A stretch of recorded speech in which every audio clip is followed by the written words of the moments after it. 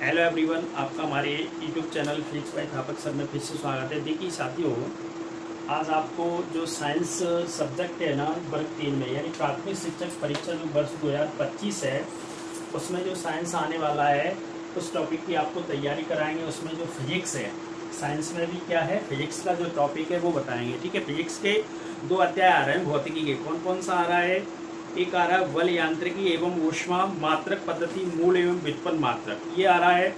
दूसरा है विद्युत चुंबकत्व प्रकाश एवं ध्वनि, यानी जो विद्युत चुंबकत्व है, विद्युत आवेश है, कूलाम का नियम है, विद्युत क्षेत्र रेखाएं इनके गुणधर्म है, ओम का नियम है, ये सभी आ रहा है। इसमें आपको पहले पढ़ाएंगे विद्युत चुंबकत्व प्रकाश और ध्वनि, इसके बारे में आपको बताएंगे। ठीक है ना।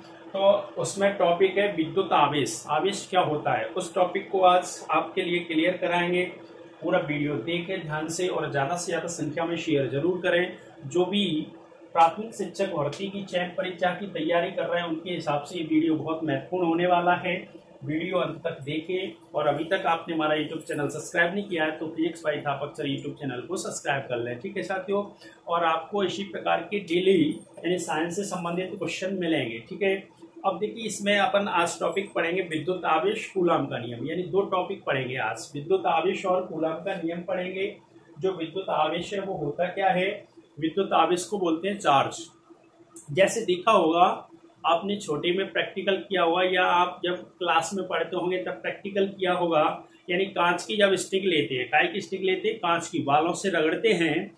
तो जब बालों से रगड़ते हैं फिर क्या करते हैं, उसमें जो धूल के कण होते हैं वो क्या होने लगते हैं, उसकी ओर आकर्षित होने लगते हैं। देखा है कि नहीं देखा है? सभी ने देखा है। तो वो क्या होता है, उसमें आवेश उत्पन्न हो जाता है। क्या उत्पन्न हो जाता है? आवेश। उसी को अपन आवेश कहते हैं, या अपन कहें दूसरी भाषा में जब 2 वस्तुओं को आपस में रगड़ते हैं तो उनमें आकर्षण का गुण आ जाता है, उसे ही अपन क्या बोलते हैं? आवेश कहते हैं। लेकिन अपन इसकी स्टैंडर्ड परिभाषा पढ़ेंगे, डेफिनेशन क्या है। आवेश को बोलते हैं चार्ज। क्या कहते हैं? आवेश को चार्ज कहते हैं। ठीक है ना। अब देखिए इसमें जो आवेश है, आवेश क्या होता है? किसी वस्तु का वह गुणधर्म है, यानी कोई भी वस्तु है उसका वह गुणधर्म है जिससे वह विद्युत एवं चुंबकीय क्षेत्र उत्पन्न करता है तथा इसके प्रभावों का क्या करता है? अनुभव करता है। यानी क्या क्या उत्पन्न करता है? विद्युत क्या उत्पन्न करता है? विद्युत एवं चुंबकीय क्षेत्र। क्या उत्पन्न करता है? विद्युत एवं चुंबकीय क्षेत्र उत्पन्न करता है। ठीक है ना। और इनके प्रभावों का क्या करता है? अनुभव करता है, उसे क्या बोलते हैं? आवेश कहते हैं। आवेश को क्यू से प्रदर्शित करते हैं। ठीक है ना। पूरा वीडियो देखिए और अभी तक आपने हमारा यूट्यूब चैनल सब्सक्राइब नहीं किया है तो फिजिक्स बाय थापक से यूट्यूब चैनल को सब्सक्राइब कर लें। ठीक है साथियों, अब देखिए आवेश की परिभाषा हो गई, ये स्टैंडर्ड परिभाषा है, यानी चार्ज बोलते हैं आवेश को। आवेश को क्यू से प्रदर्शित करते हैं। काय से प्रदर्शित करते हैं? क्यू से, रिप्रेजेंट ऑफ क्यू। ठीक है ना। और ये विद्युत और चुंबकीय क्षेत्र उत्पन्न करता है और इनके प्रभावों का क्या करता है? अनुभव करता है, उसी को क्या बोलते हैं? आवेश। नोट कर लेना ये परिभाषा। ठीक है ना। आवेश एक अदिश राशि है। कैसी राशि है? अदिश। आपको पढ़ाएंगे ये अदिश और सदिश। अदिश और सदिश 2 राशियां होती हैं, अदिश राशि और सदिश राशि। अदिश क्या होती है? अ प्लस दिश, अ प्लस दिश। अ माने होता है नहीं और दिश माने होती है दिशा। दिश माने क्या होता है? दिशा होता है। ठीक है साथियों, यानी अ माने नहीं और दिश माने दिशा, यानी वह राशि जिसको व्यक्त करने के लिए केवल परिमाण होता है। क्या होता है? परिमाण, यानी मैग्नीट्यूड होता है, उसे क्या बोलते हैं? जिसमें दिशा नहीं होती। जिसमें क्या नहीं होती है? दिशा नहीं होती, केवल परिमाण होता है, उसे अदिश राशि कहा जाता है। क्या कहते हैं उसको? अदिश राशि कहते हैं। और सदिश क्या होता है? स प्लस दिश, यानी स माने होता है सहित, स माने सहित, प्लस दिश माने दिशा, यानी वह राशि जिसमें परिमाण, परिमाण और प्लस दिशा, परिमाण और दिशा दोनों होते हैं, उसे सदिश राशि कहा जाता है। जैसे मान लो कोई व्यक्ति 2 किलोमीटर चलता है, 2 किलोमीटर, कोई व्यक्ति 2 किलोमीटर चलता है। अब कितना चल रहा है? कोई व्यक्ति 2 किलोमीटर चल रहा है, इसमें इसका क्या है? केवल परिमाण है। क्या है साथियों? केवल क्या है? परिमाण है, 2 किलोमीटर। लेकिन यहाँ पे उसकी दिशा नहीं है, तो ये कौन सी राशि होगी? अदिश राशि होगी। ठीक है ना।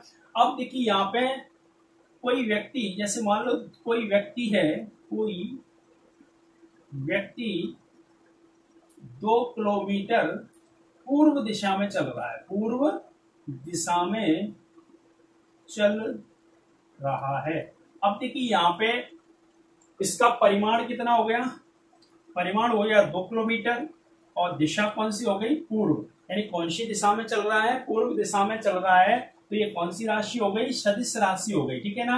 अब देखिए यहाँ पे ये कौन सी राशि है, जो आवेश है वो एक कौन सी राशि है, अदिश राशि है, ठीक है ना। सभी को ध्यान रखना है, ये नोट करना है, आवेश कैसी राशि है, एक अदिश राशि। आवेश को किससे प्रदर्शित करते हैं, क्यू से प्रदर्शित किया जाता है, ठीक है साथियों ना। समझ में आ रहा है, पूरा वीडियो देखें और अंत तक जरूर बने रहें, ठीक है। बहुत अच्छा टॉपिक है, आवेश और कूलाम का नियम, दोनों टॉपिक आपको आज बताएंगे, ठीक है ना। आवेश को कैसे प्रदर्शित करते हैं, क्यू से। आवेश कैसी राशि है, अदिश राशि है, कैसी राशि है, अदिश, ठीक है ना। अब देखिए आवेश का मात्रक क्या है, आवेश का मात्रक क्या होगा, यानी आपने एक विद्युत धारा पढ़ा था, क्या पढ़ा था, विद्युत धारा। विद्युत धारा क्या होता है, यानी आवेश प्रवाह की दर को क्या बोलते हैं, विद्युत धारा कहते हैं। विद्युत धारा इक्वल टू क्या होता है, विद्युत धारा बराबर क्या होता है, आवेश, आवेश अपॉन समय, ये होता है ना। यानी विद्युत धारा को काय से, आई से, आवेश को काय से, क्यू से, और समय को काय से, टी से। तो आवेश बराबर क्या हो जाएगा, यानी क्यू बराबर क्या होगा, आई इंटू टी, क्या होगा, आवेश, आवेश इक्वल टू क्या होगा, धारा गुणा समय, क्या होगा, धारा गुणा समय। यानी आवेश को धारा गुणा समय कहते हैं। अब धारा का मात्रक क्या होता है प्यारे बच्चों, एम्पियर, क्या होता है, एम्पियर, और समय का मात्रक क्या है, सेकंड है। तो इसका मात्रक क्या हो गया, एसआई यूनिट क्या हो गई इसकी, जो आवेश है, आवेश की एसआई यूनिट क्या हो गई, एसआई यूनिट, एसआई यूनिट क्या हो गई आवेश की, एम्पियर इंटू सेकंड। इसी को अपन क्या लिखते हैं, कूलाम, क्या लिखते हैं इसको, कूलाम लिखा जाता है, क्या लिखा जाता है, कूलाम। यानी आवेश का एसआई मात्रक क्या है, कूलाम है, ठीक है ना। अगर क्वेश्चन आएगा आपकी में प्राथमिक शिक्षक में, तो कैसे आएगा, आवेश का जो एसआई यूनिट है वो क्या है, ऑप्शन दिए होंगे 4, तो वहां पे क्या लगाना है आपको, एसआई यूनिट क्या होती है, एसआई पद्धति मात्रक क्या है, कूलाम है, ठीक है। और इसका दूसरा मात्रक क्या है, एम्पियर इंटू सेकंड है, ठीक है। और इसका विमी सूत्र, विमी सूत्र निकालने के लिए 3-4 चीजों का ध्यान रखना है। जैसे मान लो लंबाई है, समझ लेना, आज लंबाई है, तो लंबाई को क्या बोलते हैं, लेंथ, यानी एल, ठीक है। द्रव्यमान होता है, द्रव्यमान, द्रव्यमान यानी मास, यानी एम, ठीक है। समय होता है, समय यानी समय होता है सेकंड में नापते हैं, यानी समय यानी टाइम यानी टी। और धारा होती है, धारा को, धारा यानी आई, धारा यानी ए होती है, ठीक है। धारा का मात्रक क्या है, एम्पियर यानी ए।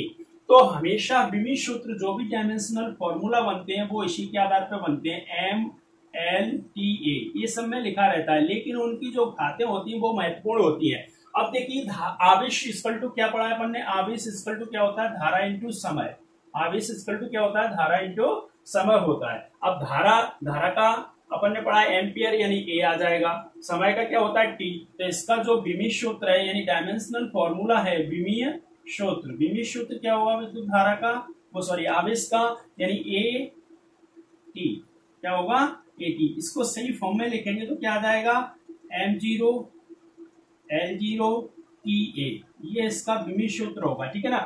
अब जैसे आवेश पे कोई भी क्वेश्चन आता है, आवेश कैसी राशि है, तो एक अदिश राशि है। आवेश का जो मात्रक है वो क्या है, एम्पियर इंटू सेकंड है। आवेश की एसआई यूनिट क्या है, कूलाम है। इसका जो विमी सूत्र है वो क्या है, एटी है। ज्यादातर क्या लिखा रहता है, एटी।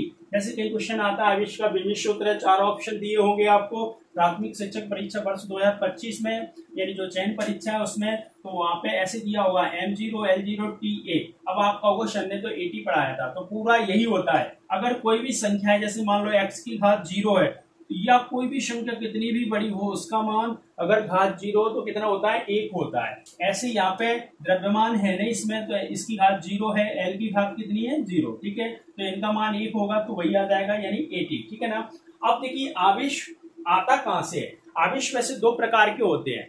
आवेश कितने प्रकार के होते हैं, 2 प्रकार के। यानी एक होता है धनावेश, यानी जो आवेश है वो दो प्रकार के हैं। एक है धनावेश, धनावेश होता है और एक होता है ऋणावेश। ऋणावेश। तो आवेश कितने प्रकार के हो गए साथियों? दो प्रकार के हो गए, एक धनावेश है और एक ऋणावेश। अब जैसे आवेश पे कोई भी क्वेश्चन आए तो आपको सभी को करना है, यानी आवेश क्या है? एक अदिश राशि है। आवेश का जो मात्रक होता है एम्पियर इंटू सेकेंड है। आवेश की एसआई यूनिट है वो कूलम है और एम्पियर इंटू सेकेंड है। इसका विमित सूत्र है तो एटी है या m0 L0 TA है, ठीक है ना। अब आवेश कितने प्रकार के होते हैं? दो प्रकार के होते हैं। दो प्रकार के कौन कौन से? एक धनावेश और एक ऋणावेश। सभी ने पढ़ा है धनावेश और ऋणावेश होते हैं। अब धनावेश क्या होता है? जब कांच की छड़, काय की छड़ प्यारे बच्चों? कांच की छड़ को रेशम से, काय से? रेशम से, यानी जब कांच की छड़ को रेशम से रगड़ा जाता है तो कांच की छड़ में उत्पन्न आवेश को धनावेश कहते हैं। कौन सा आवेश कहा जाता है? धनावेश। यानी जो कांच की छड़ में उत्पन्न आवेश होता है, जैसे आपको मैंने बताया था, यानी जैसे अपन क्या करते हैं, स्केल लें या अपन पेन लें, अपने बालों पे रगड़ें, फिर क्या करते हैं, उसको जमीन पे जब टच कराते हैं तो उसको धूल के कण उसकी ओर क्या होने लगते हैं? आकर्षित होने लगते हैं, तो वो यानी उसमें क्या आ जाता है? आवेश उत्पन्न हो जाता है, ठीक है ना। ऐसे ही ऋणावेश क्या होता है? एवोनाइट की छड़, एवोनाइट की छड़ होती है, उसको ऊनी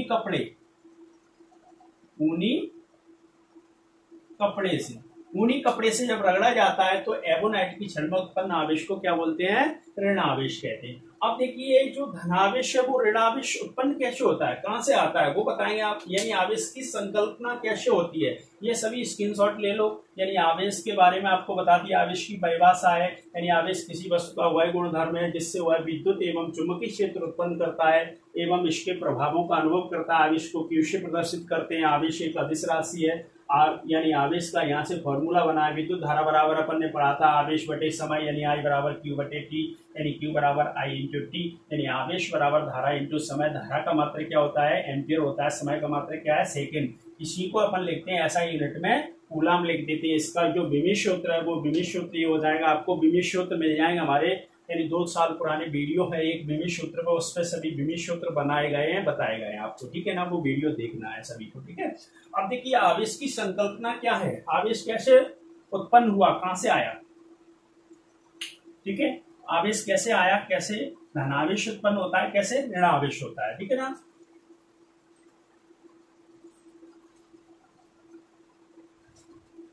अब देखिए जो धनावेश है, जैसे मान लो अपन लेते हैं Na यानी सोडियम, Na लेते हैं, ठीक है।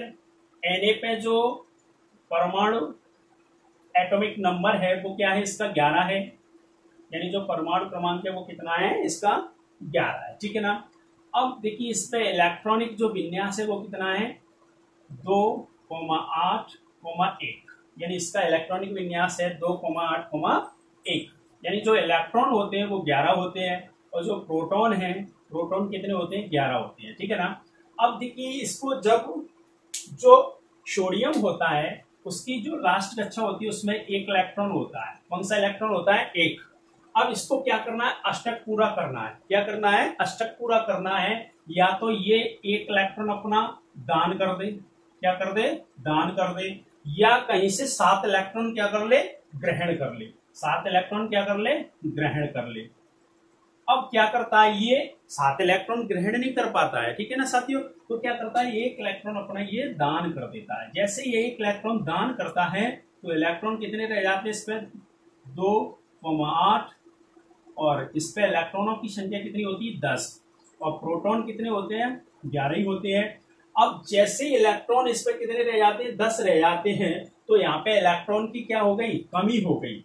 क्या हो गई? इलेक्ट्रॉन की कमी हो गई, यानी Na पे इलेक्ट्रॉन की क्या हो गई? कमी हो गई। तो क्या आ गया इस पे? धनावेश, यानी इलेक्ट्रॉन की क्या है? हानि हो। इलेक्ट्रॉन की क्या हो? हानि, हानि या कमी। जब भी इलेक्ट्रॉन की क्या होती है? हानि होती है या कमी होती है तो कौन सा आवेश उत्पन्न होता है? धनावेश होता है, ठीक है ना साथियों। यानी जब भी किसी चीज पे इलेक्ट्रॉन की कमी होगी या हानि होगी तो कौन सा आवेश आएगा? धनावेश उत्पन्न हो जाएगा। कौन सा आवेश उत्पन्न होगा? धनावेश। जैसे मान लो आपके पास 100 रुपए है, 100 में से अगर कोई व्यक्ति मांग रहा है आपसे 90 रुपए मांग रहा है, जब आपके पास 100 रुपए है तभी आप उसको 90 रुपए दान करोगे ना। तो दान करोगे ना तो आपके पास क्या आएगी? 90 रुपए की हानि होगी या कमी होगी। तो आपके पास कौन सा आवेश आएगा, धनावेश आएगा, ठीक है ना। अब देखिए Cl लेते हैं यानी क्लोरीन। क्लोरीन का जो इलेक्ट्रॉनिक विन्यास परमाणु एटॉमिक नंबर है वो कितना है, 17 है। कितना है, 17। इस पे जो इलेक्ट्रॉन होते हैं वो कितने होते हैं, 17 होते हैं। इसका इलेक्ट्रॉनिक विन्यास कितना है, 2,8,7। और जो प्रोटॉन होते हैं वो कितने होते हैं, 17 होते हैं। इसमें भी प्रोटॉन और इलेक्ट्रॉनों की संख्या बराबर होती है। अब देखिए यहाँ पे जब क्लोरीन को अपना क्या करना है, अष्टक पूरा करना है, तो क्या करे ये, या तो एक इलेक्ट्रॉन क्या कर दे, दान कर, वो सॉरी 7 इलेक्ट्रॉन अपने दान कर दे, या एक इलेक्ट्रॉन क्या कर ले, ग्रहण कर ले। तो ये क्या करता है, 7 इलेक्ट्रॉन अपने दान नहीं करता। ये अष्टक पूरा करना है ना, अंतिम कक्षा होती है उसमें 8 इलेक्ट्रॉन होना चाहिए, ठीक है ना।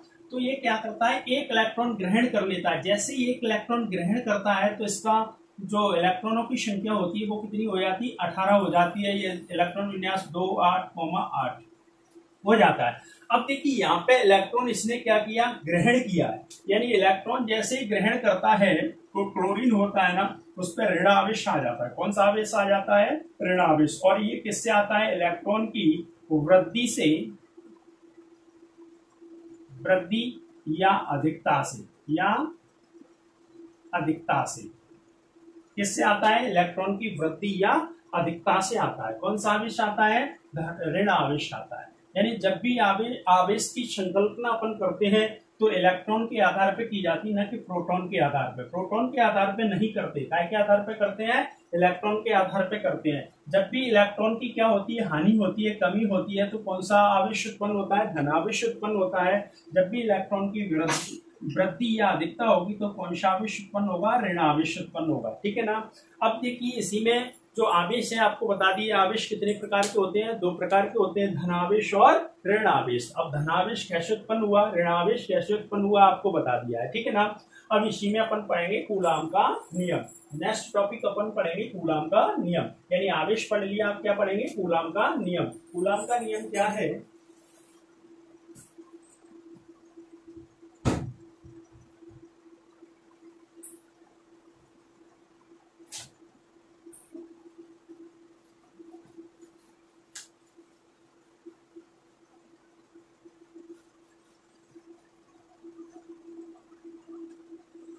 देखिए नेक्स्ट टॉपिक है कूलाम का नियम। काय का नियम है, कूलाम का नियम पढ़ेंगे, ठीक है ना। कूलाम का नियम,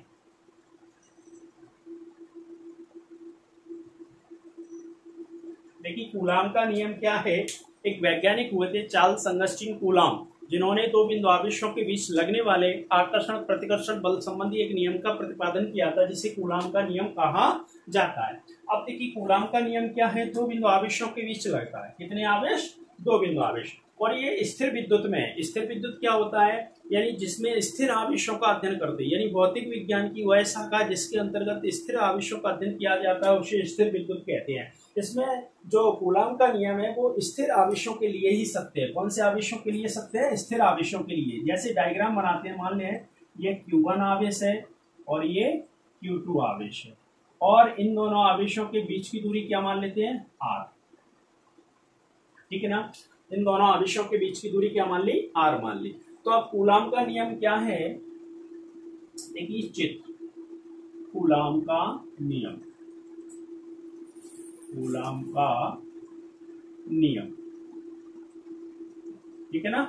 अब देखिए कूलाम का नियम क्या है, किन्हीं 2 बिंदु आवेशों के बीच लगने वाला आकर्षण या प्रतिकर्षण बल उन आवेशों के गुणनफल के अनुक्रमानुपाती होता है तथा उनके बीच की दूरी के वर्ग के कैसा होता है, व्युत्क्रमानुपाती होता है। इसे ही कूलाम का नियम कहा जाता है, ठीक है ना। क्या है कूलाम का नियम, किन्हीं 2 बिंदु आवेशों के बीच, किन्हीं 2 बिंदु आवेशों के बीच लगने वाला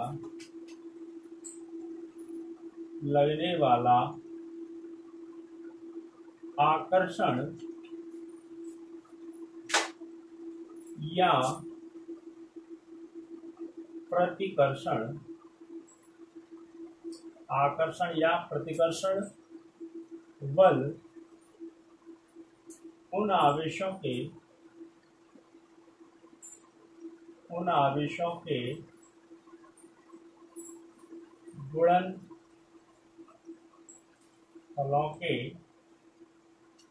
गुणनफलों के अनुक्रमानुपाती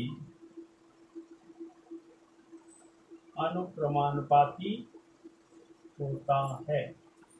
किन्हीं दो बिंदु आवेशों के बीच लगने वाला आकर्षण या प्रतिकर्षण बल उन आवेशों के गुणनफलों के अनुक्रमानुपाती होता है तथा उनके बीच की दूरी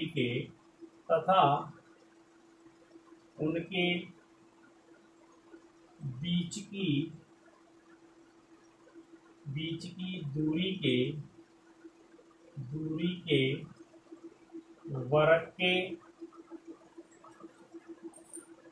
व्युत्क्रमानुपाती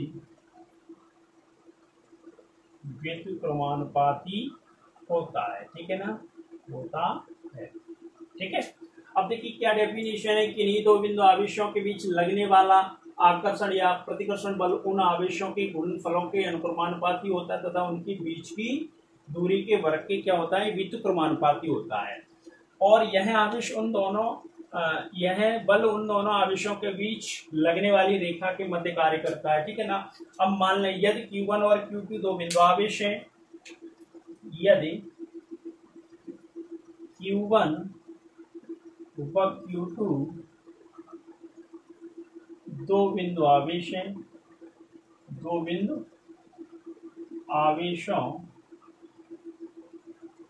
के बीच, यदि Q1 और Q2 दो बिंदु आवेशों के बीच लगने वाला बल F है, यदि Q1 और Q2 दो बिंदु आवेशों के बीच लगने वाला बल क्या मान लिया F तथा उनके बीच की दूरी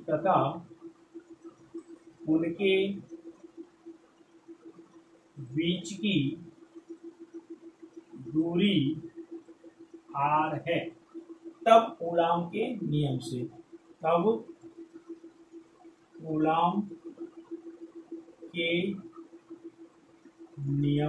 से ठीक है।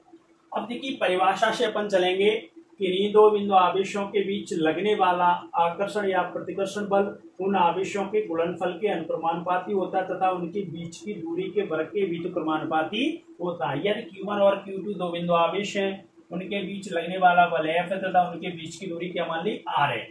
अब देखिए डेफिनेशन से क्या है, यानी अर्थात क्या होगा, अर्थात F अनुक्रमानुपाती Q1 इंटू Q2। ठीक है साथियों, देखिए क्या हुआ, किन्हीं दो बिंदु आवेशों के बीच लगने वाला आकर्षण या प्रतिकर्षण बल उन आवेशों के गुणनफलों के अनुक्रमानुपाती होता है। उन आवेशों के गुणनफल के कैसा होता है, अनुक्रमानुपाती। यानी किन्हीं दो बिंदु आवेशों के बीच लगने वाला आकर्षण या प्रतिकर्षण बल उन आवेशों के गुणनफल के कैसा होता है, अनुक्रमानुपाती होता है। ठीक है, तथा उनकी बीच की दूरी, यानी उन दोनों आवेशों के बीच की दूरी के वर्ग के कैसा होता है, व्युत्क्रमानुपाती। यानी F व्युत्क्रमानुपाती 1/, क्या होगा, R²। ठीक है ना, ये परिभाषा से ही आ जाए। ठीक है प्यारे बच्चों। अब देखिए यहाँ पे क्या होगा, दोनों को मिलाकर लिखने पर, दोनों को मिलाकर लिखने पर, जैसी मिला के लिखेंगे तो क्या आएगा, F अनुक्रमानुपाती Q1 into Q2 upon R²। ठीक है ना। अब यहां से जैसे ही अनुक्रमानुपाती हटाएंगे तो यहाँ पे क्या आ जाएगा, एक कांस्टेंट आ जाएगा यानी K। तो क्या आएगा, F equal to K Q1 Q2 upon R²। ठीक है, इसको समीकरण कौन सा मान लें, इक्वेशन 1 मान लें। ठीक है ना। अब देखिए ये समझ में आया, यानी इसकी परिभाषा क्या है, कूलाम के नियम की, किन्हीं दो बिंदु आवेशों के बीच लगने वाला आकर्षण या प्रतिकर्षण बल उन आवेशों के गुणनफलों के अनुक्रमानुपाती होता है तथा उनकी बीच की दूरी के वर्ग के कैसा होता है, व्युत्क्रमानुपाती। अब मान लिया Q1 और Q2 दो बिंदु आवेश, उनके बीच लगने वाला बल क्या मान लिया F तथा उनके बीच की दूरी क्या मान ली R है। तो उसी परिभाषा से किन्हीं दो बिंदु आवेशों के बीच लगने वाला आकर्षण या प्रतिकर्षण बल उन आवेशों के गुणनफल के कैसा है, अनुक्रमानुपाती है, तथा उनके बीच की दूरी के वर्ग के कैसा है, व्युत्क्रमानुपाती। अब दोनों को मिला के लिखने पर तो ये आ जाएगा, ये कूलाम का नियम है। अब देखिए यहाँ पे क्या होता है साथियों, कूलाम के नियम में क्या करेंगे, यहाँ पे देखिए अब जहां पे के एक नियतांक है, ये भी लिख दो, जहां के एक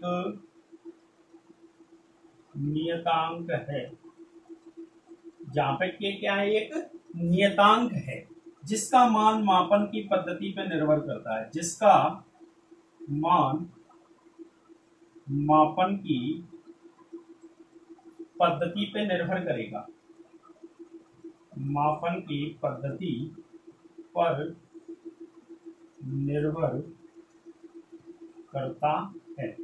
ठीक है, अब देखिए एसआई पद्धति में जाएंगे अपन, कौन सी पद्धति में जाएंगे, एसआई पद्धति, एसआई यूनिट में। ठीक है, एसआई यूनिट में, जैसे ही एसआई यूनिट में जाएंगे तो क्या होता है, दो वैल्यू होती है, वायु या निर्वात के लिए, वायु या निर्वात के लिए, वायु या निर्वात के लिए के इक्वल टू होता है μ0 1/4πε0। क्या होता है, के इक्वल टू 1/4πε0, या के बराबर क्या होता है 9 × 10⁻⁹। ठीक है ना, क्या होता है 9 × 10⁻⁹। ठीक है ना, और इसका मात्रक क्या होगा, के की जो वैल्यू है वो क्या होगी, न्यूटन इंटू मीटर वर्ग प्रति कूलाम वर्ग, ये वैल्यू होती है। ठीक है ना, अब देखिए यहाँ पे समीकरण 1 में रखेंगे, जैसे समीकरण 1 में रखते हैं, समीकरण 1 से तो यहाँ पे क्या आ जाएगा, F इक्वल टू के की जगह रखो 1/4πε0 Q1 इंटू Q2/r²। और जो बल की इकाई होती है, फोर्स होता है ना, बल काय में नापते हैं प्यारे दोस्तों, न्यूटन में नापा जाता है। किस में नापते हैं, न्यूटन में। क्या में नापा जाता है, न्यूटन में। ठीक है, ऐसा यूनिट में जो बल का मात्रक है न्यूटन है। या इसी को लिखते हैं, या इसी को क्या लिखेंगे, F equal to 9 × 10⁻⁹ Q1 into Q2/r², और जो बल का मात्रक है वो क्या है, न्यूटन है। ठीक है ना, न्यूटन।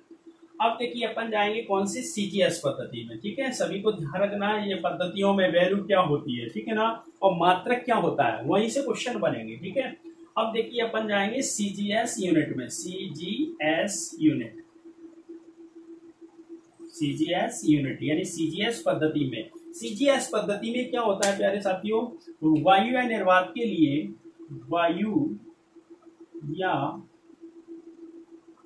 निर्वात के लिए के इक्वल टू 1 होता है, के की वैल्यू 1 होती है, यानी के का मान कितना होता है साथियों, 1। अब जैसे समीकरण 1 में आएंगे तो समीकरण 1 से तो F इक्वल टू क्या आ जाएगा, Q1 इंटू Q2/r²। ठीक है ना, और जैसे ही बल का मात्रक क्या होता है, डायन होता है। यहाँ पे बल की जो यूनिट होती है वो क्या होती है, डायन। ठीक है ना, बल की यूनिट क्या होती है, डायन होती है। ये काय का नियम हो गया, कूलाम का नियम। पहले क्या करना है सभी को, कूलाम के नियम की परिभाषा है, ये परिभाषा आपको बता दी कि नहीं, ये पहले चित्र बनाना है। ठीक है ना, इसका डायग्राम बनाना है। फिर क्या है, इसकी जो परिभाषा है, किन्हीं दो बिंदु आवेशों के बीच लगने वाला आकर्षण या प्रतिकर्षण बल उन आवेशों की गुणनफलों के कैसा होता है, अनुक्रमानुपाती होता है, तथा उनके बीच की दूरी के वर्ग के कैसा होता है, व्युत्क्रमानुपाती होता है। फिर अपन मान लेंगे, फिर वही परिभाषा से जो किन्हीं दो बिंदु आवेशों के बीच लगने वाला आकर्षण या प्रतिकर्षण बल उन आवेशों के गुणनफल के कैसा होता है, अनुक्रमानुपाती होता है, तथा उनके बीच की दूरी के वर्ग के कैसा होता है, व्युत्क्रमानुपाती होता है। दोनों को मिलाकर लिखने पर तो F इक्वल टू के Q1 इंटू Q2/r²। समीकरण 1 मान लेंगे, जहाँ की एक नियतांक है जिसका मान मापन की पद्धति पर निर्भर करता है। अब अपन आएंगे एसआई यूनिट में, वायु निर्वात के लिए के बराबर क्या होता है, 1/4πε0, या के बराबर क्या होता है 9 × 10⁻⁹, न्यूटन इंटू मीटर स्क्वायर प्रति कूलाम वर्ग, ठीक है ना। समीकरण 1 में यहाँ वैल्यू रखेंगे तो ये आ जाएगा F equal to 1/4πε0 Q1 into Q2 upon R square, और जो बल होता है उसकी क्या क्या होती है, न्यूटन होती है, ठीक है ना। या अपन ये वैल्यू रख देंगे यहाँ पे, ठीक है ना। फिर अपन जाएंगे सीजीएस पद्धति में, यानी सीजीएस यूनिट में वाया निर्वात के लिए के का मान क्या होता है, 1 होता है। तो यहाँ पे समीकरण 1 में जैसे ही वैल्यू रखेंगे के की क्या रखेंगे, 1 रखेंगे, तो क्या जाएगा F equal to Q1 into Q2 upon R square, और जो बल की इकाई होती है डायन। जैसे मान लो सीजीएस पद्धति होती है, क्या बोलते हैं इसको, सेंटीमीटर ग्राम सेकंड पद्धति बोलते हैं। जैसे घर का नाम होता है किसी का, जैसे मान लो कल्लू नाम है, और स्कूल का नाम मान लो उसका नाम है, स्कूल का अभिषेक नाम है, तो ये जो यूनिट है वो सीजीएस यूनिट है। यानी घर का नाम मान लो कल्लू है, घर पे उसको कल्लू बोलते हैं। ऐसे ही जो सेंटीमीटर ग्राम सेकंड पद्धति, उसमें जो बल होता है वो डायन में नापा जाता है। ये क्वेश्चन आने के चांस हैं आपके प्राथमिक शिक्षक चयन परीक्षा है उसमें, यानी बल का जो सीजीएस मात्रक होता है वो क्या होता है साथियों, डायन होता है। ये आपको याद रखना, बहुत मोस्ट है ये क्वेश्चन, ठीक है, मोस्ट क्वेश्चन है बहुत ज्यादा, ठीक है ना। जो बल की इकाई होती है सभी को पता है, बल की इकाई है एसआई पद्धति में जो बल होता है वो न्यूटन में नापा जाता है, लेकिन जो सीजीएस पद्धति होती है उसमें किस में नापते हैं, डायन में नापते हैं, ठीक है ना। आज का अगर ये टॉपिक आपको अच्छा लगता है तो वीडियो को शेयर जरूर करें, और अभी तक आपने हमारा यूट्यूब चैनल सब्सक्राइब नहीं किया है तो physics by Thapak sir YouTube channel को सब्सक्राइब कर लें। Okay, thank you.